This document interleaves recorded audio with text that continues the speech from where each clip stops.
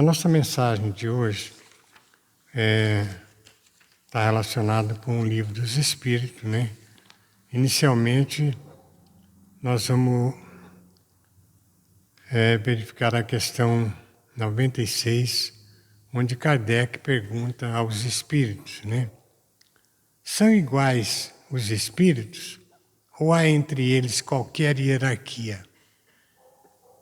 Os espíritos respondem: são diferentes ordens, conforme grau de perfeição que tenha alcançado.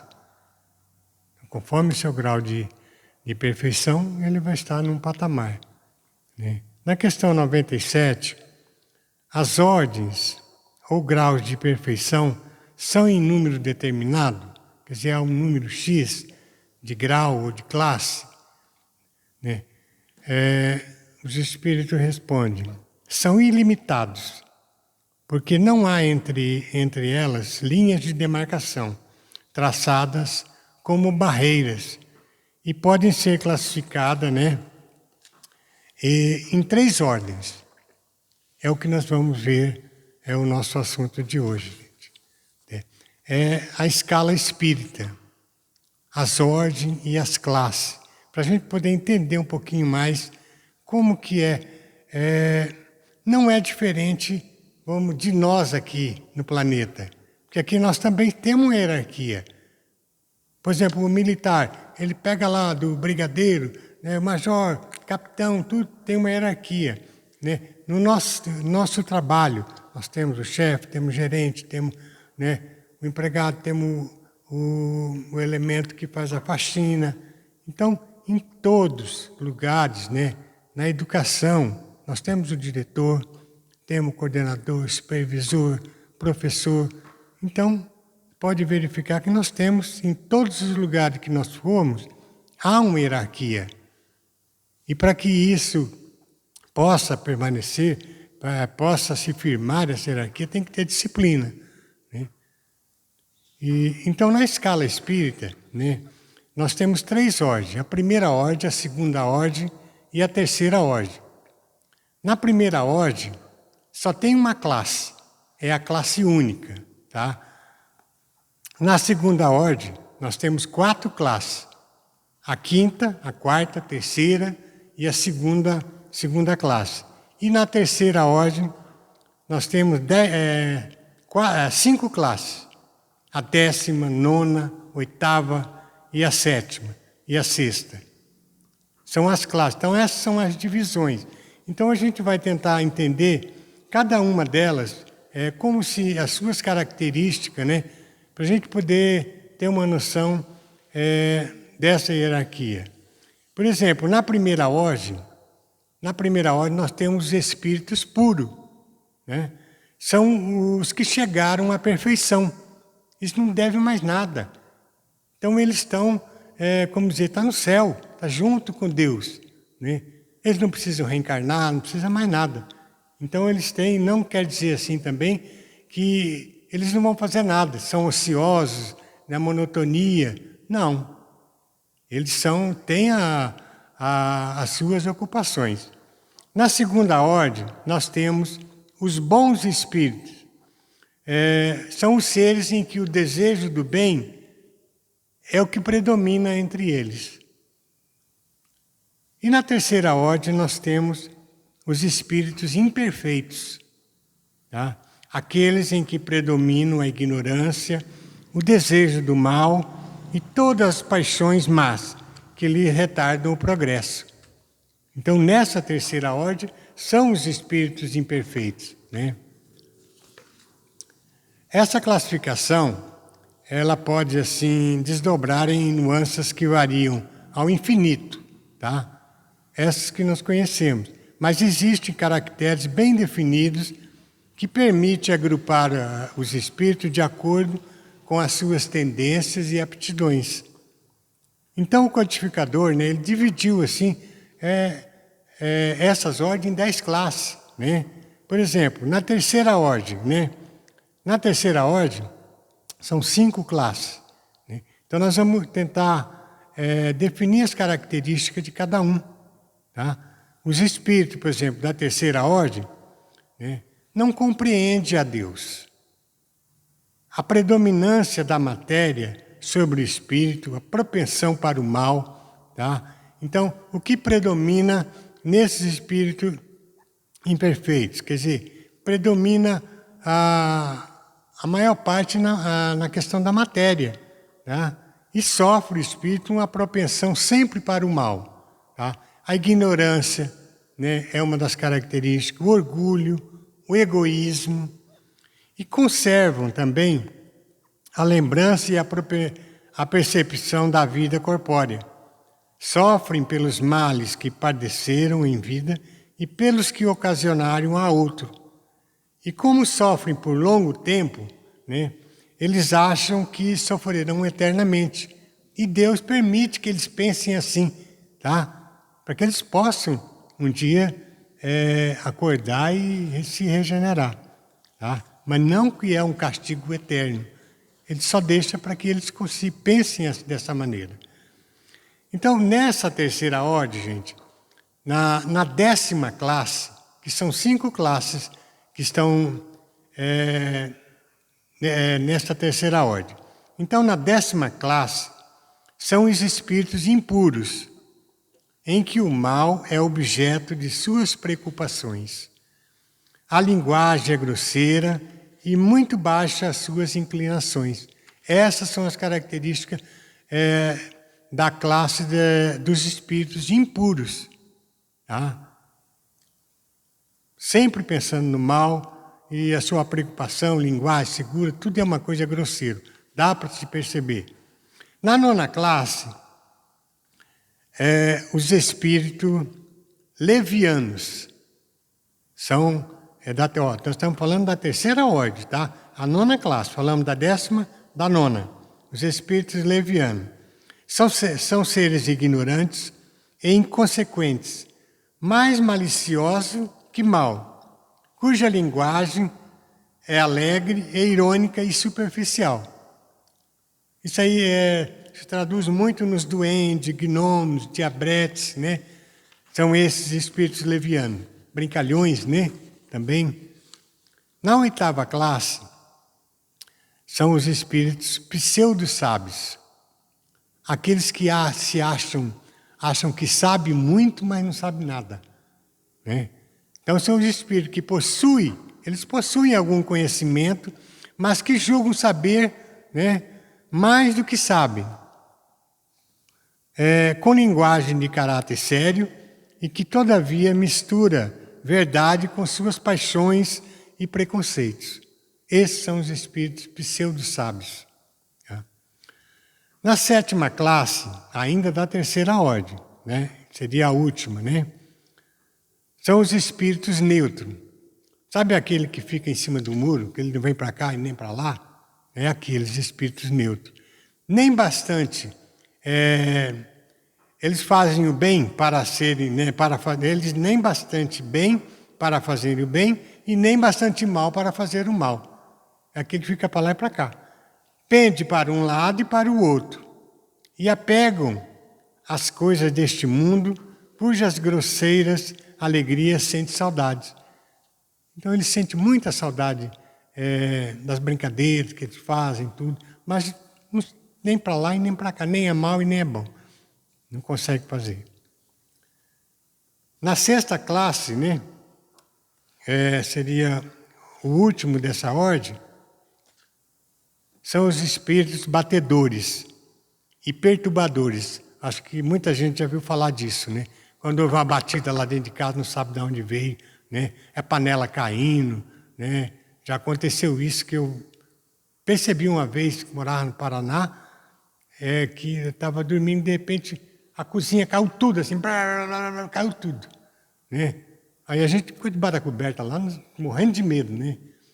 Minha mãe foi lá verificar, não tinha uma coisa fora do lugar. Aquelas casas antigas, né? Então acreditamos nisso. Esses espíritos da 6ª classe, são espíritos batedores e perturbadores, eles formam uma classe distinta, não formam uma classe distinta. Eles podem caber em todas as classes da terceira ordem. Eles podem estar na classe dos espíritos neutros, pseudo-sábios, todos podem estar em qualquer lugar dessa ordem, né? E se manifesta por efeitos sensíveis e físicos, como pancada, deslocamento de corpo sólido, tá? São agentes de elementos do globo. E os espíritos superiores se servem deles, né, para produzir algum fenômeno da natureza. Tá? Então, esses são os espíritos batedores e perturbadores. Esses são os espíritos, gente, dessa terceira classe, são 5. Na segunda ordem, são quatro classes que a gente determina. Esses são os bons espíritos, né?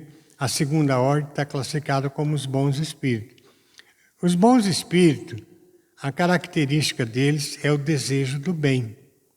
E se divide em 4 classes principais. Tá? A quinta classe, né? Porque antes, que Kardec definiu, né, eram 10 classes. Então, essa quinta, 6 na primeira, na terceira, né, e 4 nessa segunda ordem. São os espíritos, né, na quinta classe, os espíritos benévolos. A bondade deles é a qualidade predominante. Sente-se prazer em prestar aos homens, né, a ajuda, né, e protegê-los, sendo seus conhecimentos, né, limitados e progredindo mais no sentido moral do que intelectual. Não que os conhecimentos deles sejam ilimitados, porque eles não atingiram ainda a perfeição. Então, são limitados também. Então, esses são os espíritos benévolos. Na quarta classe, são os espíritos sábios. Destacam-se pela amplitude de seus conhecimentos e preocupam menos com as questões morais e mais com as questões de natureza científica, que tem mais aptidão. Tá? São esses espíritos que têm um conhecimento mais apurado e muito maior. Na terceira classe, são os espíritos de sabedoria. Ele se caracteriza pelas suas qualidades morais, mas não possui, né, conhecimentos também ilimitados, né? Mas as qualidades deles são mais elevadas também, tá? Mas todos eles são limitados, né, no seu conhecimento também. Na segunda classe, são os espíritos superiores, que é a última classe dessa ordem, dessa segunda ordem.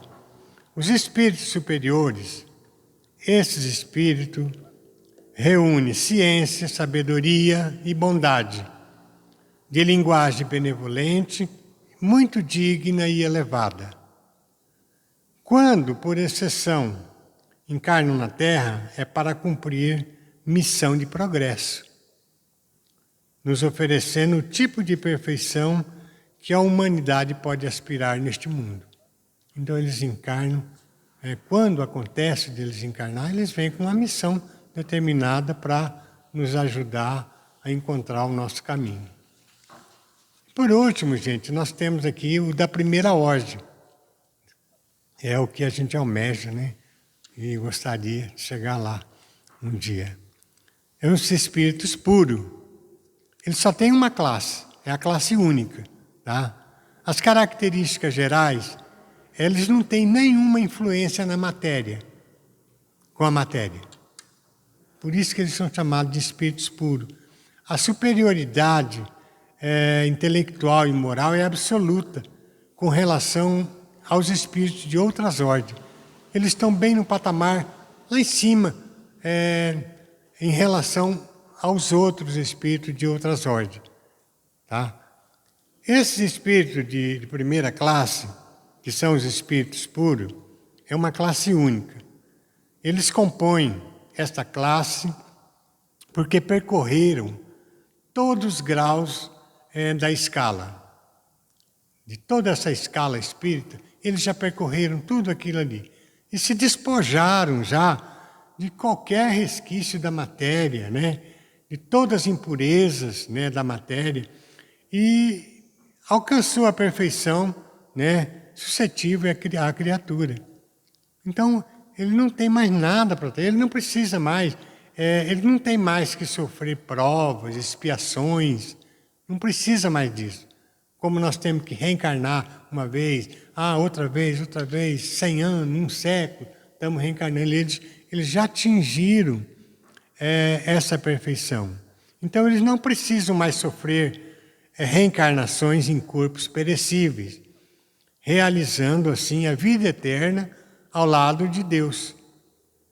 Eles gozam de absoluta felicidade, porém não é uma felicidade ociosa e monótona, em estado contemplativo, né? Falei, não, o espírito puro, ele vive num estado contemplativo, só tocando harpa. Não, não é isso, né? Eles são mensageiros e ministros de Deus, né? Cujas ordens executam para a harmonia e manutenção da harmonia universal. É como, se a gente for estabelecer um parâmetro, né, apesar que nós temos a nossa hierarquia, né, mas eles também têm uma situação que, para melhorar, então eles tomam conta de tudo. Então esses espíritos puros, eles designam espíritos para tomar conta do tempo, né, das tempestades, de tudo, né, das pessoas aflitas. Então, as missões que Deus determina para eles. Eu acho que dá para entender um pouquinho, né, em relação a nós, que nós também temos a nossa disciplina, e é mais ou menos isso, na escala espírita. Nós temos aqui na Terra, temos os bons, temos os maus, temos aqueles que são endurecidos. Então, é a mesma coisa a escala. A escala espírita, eu acredito sim. Tá? Para complementar, gente, vou fazer uma mensagem de Lúcia Cominato, né? Do livro de Lúcia Cominato, traduzido pelo Espírito da Irmã Maria do Rosário, Na Cura da Alma, na página 52. Buscando evolução. Buscai e achareis. Mateus capítulo 7, versículo 7. A evolução do espírito se realiza paulatinamente. É um trabalho de perseverança constante dos próprios reinos da natureza. Milhares e milhares de anos são necessários para que a semente da vida, lançada por Deus, complete o seu ciclo de evolução espiritual. Como queres, meu irmão, vencer as tuas imperfeições de um instante para outro? Como desejas te libertar dos erros que te aprisionam a um passado delituoso sem te esforçares por melhorar a cada dia? Corrige em ti sem demora o que hoje percebes de errado em tua vida e dentro de ti. Aceita, porém, com coragem, com resignação e fé, aquilo que ainda precisares para passar para o teu crescimento interior. É através da dificuldade que enfrentamos que aprendemos as lições que a vida nos apresenta. Esforço próprio e boa vontade constante são necessidades para a tua conquista de luz. Olha para o teu passado e verás que já conseguiste superar, dentro do cabedal de imperfeições naturais, a todo ser humano. Não percebes que já melhoraste? Não vês que já te esforças por não mais te entregares a atos que envergonhem perante os olhos alheios? Procura, porém, jamais te envergonhares perante os olhos de Deus, que a tudo vê. Continua na tua luta a regeneração interior, sem desânimo ou revolta.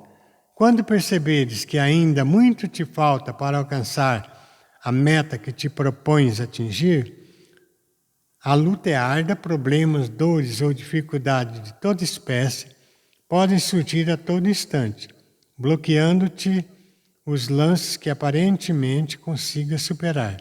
Mas não desanime ainda assim, prossegue sempre num esforço contínuo, com os olhos voltados para o alto, e sentirás nas profundezas da alma todo o amparo que recebes dos mensageiros de Jesus.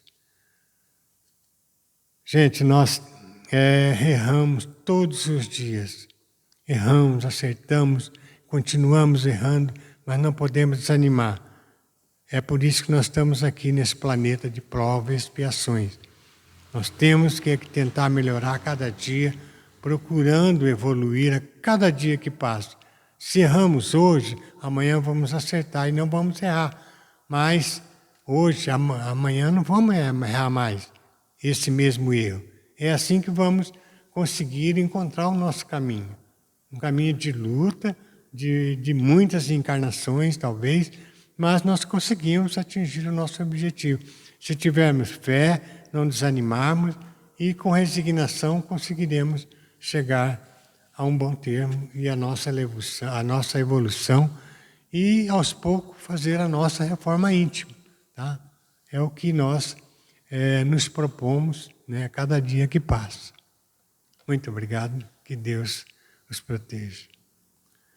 Vamos fazer uma oração de agradecimento, né, por tudo. A oração que Jesus nos ensinou. Pai nosso que está no céu, santificado seja o vosso nome. Venha a nós o vosso reino. Seja feita a vossa vontade, assim na terra como no céu. O pão nosso de cada dia nos dai hoje. Perdoai-nos, Senhor, as nossas ofensas, assim como nós perdoamos aquele que nos tem ofendido. E não nos deixeis, Senhor, cair em tentação, mas livrai-nos de todo mal. Amém. Que Jesus nos proteja e esteja conosco em todos os momentos de nossas vidas. Que assim seja.